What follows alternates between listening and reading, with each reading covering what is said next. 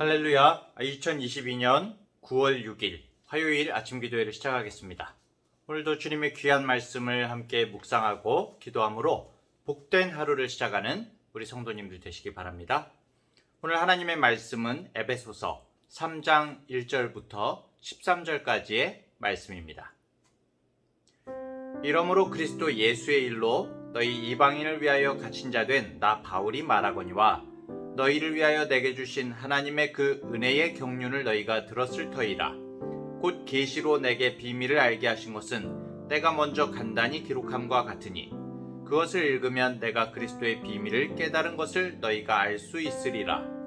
이제 그의 거룩한 사도들과 선지자들에게 성령으로 나타내신 것 같이 다른 세대에서는 사람의 아들들에게 알리지 아니하셨으니 이는 이방인들이 복음으로 말미암아 그리스도 예수 안에서 함께 상속자가 되고 함께 지체가 되고 함께 약속에 참여하는 자가 됨이라. 이 복음을 위하여 그의 능력이 역사하시는 대로 내게 주신 하나님의 은혜의 선물을 따라 내가 일꾼이 되었노라. 모든 성도 중에 지극히 작은 자보다 더 작은 나에게 이 은혜를 주신 것은 측량할 수 없는 그리스도의 풍성함을 이방인에게 전하게 하시고 영원부터 만물을 창조하신 하나님 속에 감추어졌던 비밀의 경륜이 어떠한 것을 드러내게 하려 하심이라. 이는 이제 교회로 말미암아 하늘에 있는 통치자들과 권세들에게 하나님의 각종 지혜를 알게 하려 하심이니 곧 영원부터 우리 주 그리스도 예수 안에서 예정하신 뜻대로 하신 것이라. 우리가 그 안에서 그를 믿음으로 말미암아 담대함과 확신을 가지고 하나님께 나아감을 얻느니라. 그러므로 너희에게 구하노니 너희를 위한 나의 여러 환난에 대하여 낙심하지 말라. 이는 너희의 영광이니라. 아멘.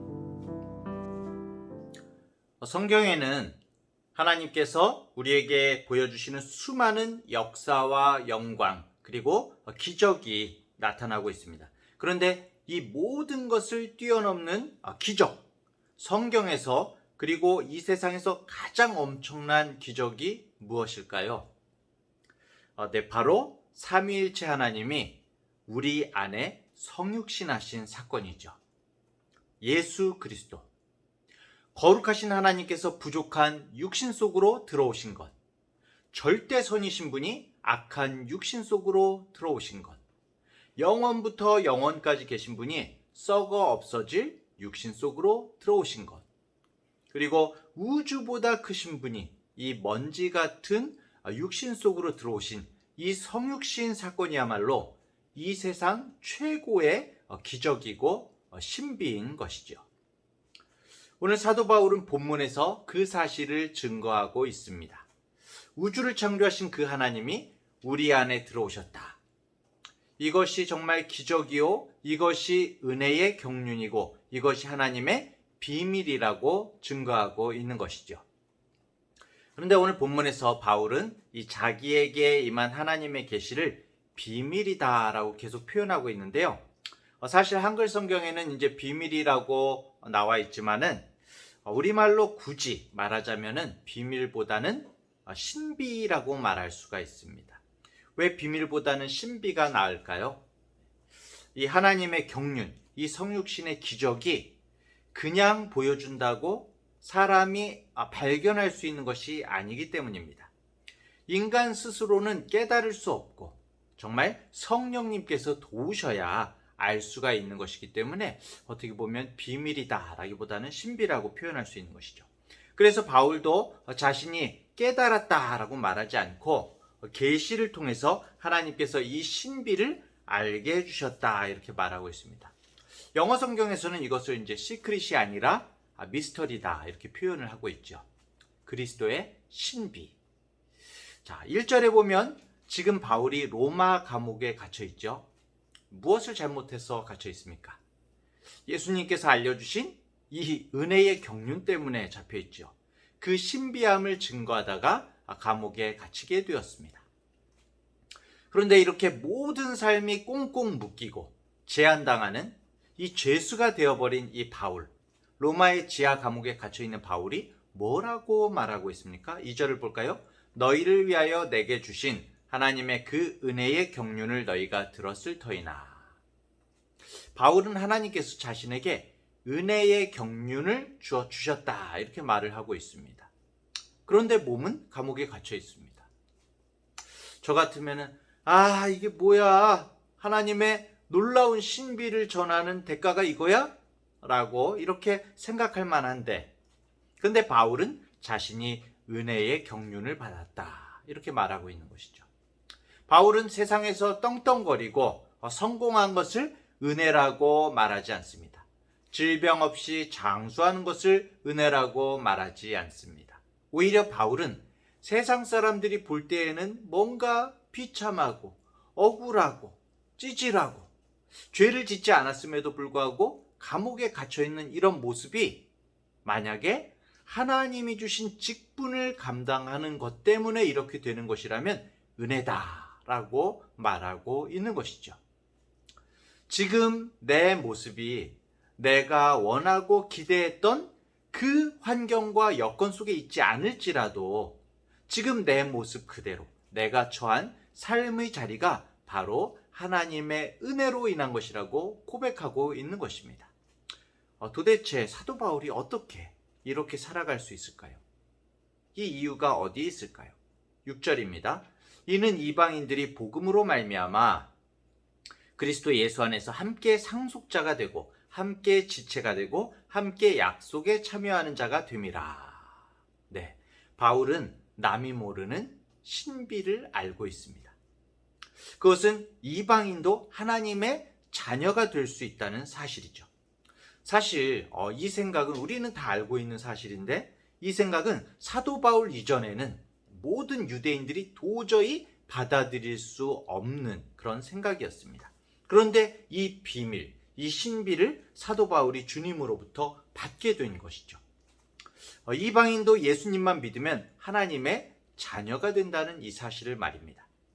이 비밀을 깨닫게 하신 것, 그리고 이 신비를 증거하는 사명을 바울 자신에게 주신 것이 엄청난 하나님의 은혜라는 사실을 바울은 깨달았기 때문에 바울의 관심은 자신이 어떠한 환경과 여건에 있는 것이 중요한 것이 아니라는 것이죠. 바울은 언제나 하나님 앞에서 주님과 동행했기 때문입니다.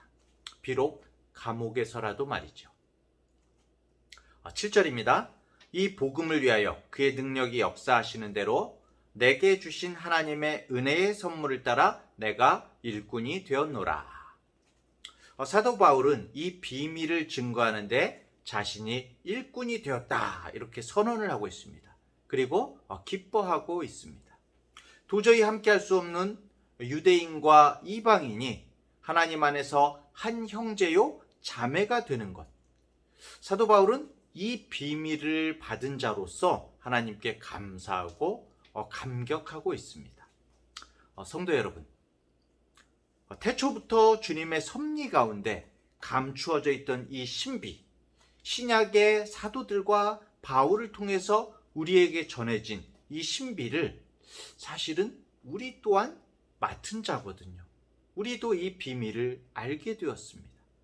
우리에게도 하나님께서 맡겨주신 이 비밀로 인해서 기쁨과 감사와 자부심과 감격이 넘쳐나기를 축복합니다.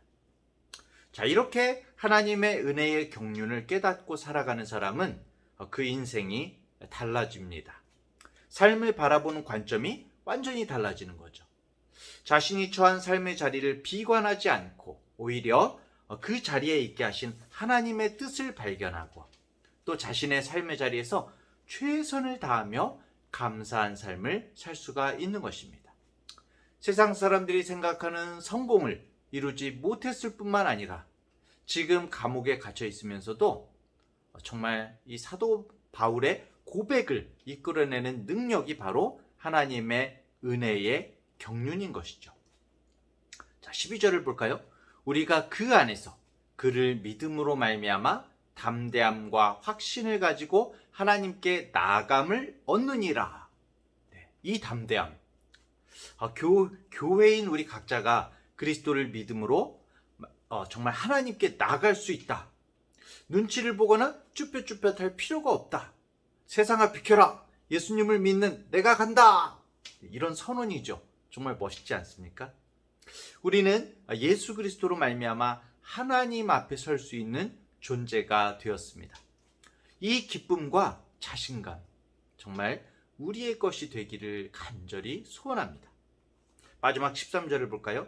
그러므로 너희에게 구하노니 너희를 위한 나의 여러 환난에 대하여 낙심하지 말라. 이는 너희의 영광이니라. 네.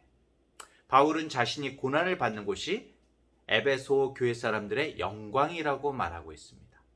하나님의 경륜, 이방인을 위한 하나님의 신비한 이 구원의 역사에 자신을 일꾼으로, 통로로 써주시는 이 자체, 이것을 감사하고 있는 것이죠. 정말 멋지고 아름다운 인생, 복된 인생의 모습을 바울은 우리에게 보여주고 있는 것입니다. 사랑하는 대학교의 성도 여러분, 그리고 우리 기독학생연합의 지체 여러분, 우리의 삶의 자리가 어떠하든지 간에 힘을 내시기 바랍니다. 우리는 하나님의 복의 통로입니다. 오늘도 정말 영과 진리로 하나님께 예배하며 순간순간 주님 앞에서 사시기를 축복합니다.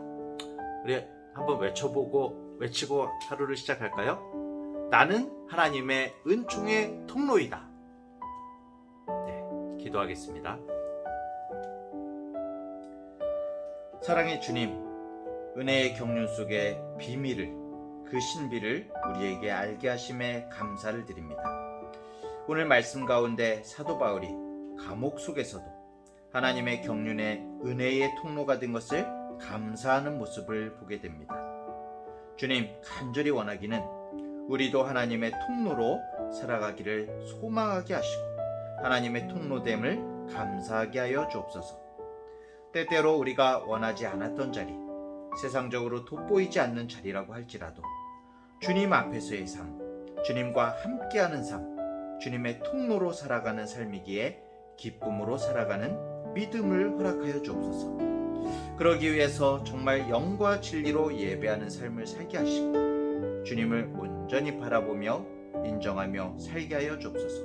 오늘도 그런 날이 되기를 간절히 소원합니다.